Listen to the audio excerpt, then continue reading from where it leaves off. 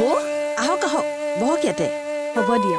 মালা, আকৌ সন্তানৰ কথা ভাবিছা নেকি? নাই ভবা বৌ। এতিয়া গৰ্ভনিৰোধৰ নতুন উপায় ওলাইছে, ইনজেকশ্যনৰ দ্বাৰা গৰ্ভনিৰোধ। মানে হয়, ইনজেকশ্যনৰ দ্বাৰা গৰ্ভনিৰোধ। অন্তৰা কাৰ্যসূচীৰ জৰিয়তে এই নতুন উপায় ৰূপায়ণ কৰা হৈছে।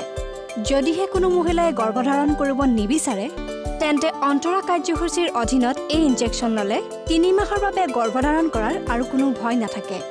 তাৰ পাছতো যদি গৰ্ভধাৰণ কৰিব নিবিচাৰে তেন্তে আকৌ এই ইনজেকশ্যন ল'ব পাৰে আৰু ইয়াৰ দ্বাৰা স্তনপান কৰি থকা শিশুৰো কোনো ক্ষতি নহয়। এই ব্যৱস্থা অতিকৈ সুৰক্ষিত আৰু কাৰ্যকৰী, বুজিলানে? মাত্ৰ তুমি এখন MPA কাৰ্ড চৰকাৰী স্বাস্থ্য কেন্দ্ৰত গৈ বনাই ল'ব লাগিব আৰু প্ৰত্যেক ইনজেকশ্যনৰ কাৰণে লোৱাজনে 100 টকাকৈ লাভ কৰিব। তাৰ মানে এতিয়া আৰু কোনো চিন্তাৰ কাৰণেই নাই। সেইবাবেইতো এই কাৰ্যসূচীৰ নাম অন্তৰা। প্ৰগতিৰ আধাৰশিলা সবল স্বাস্থ্য, সুৰক্ষিত অসম আমাৰ লক্ষ্য।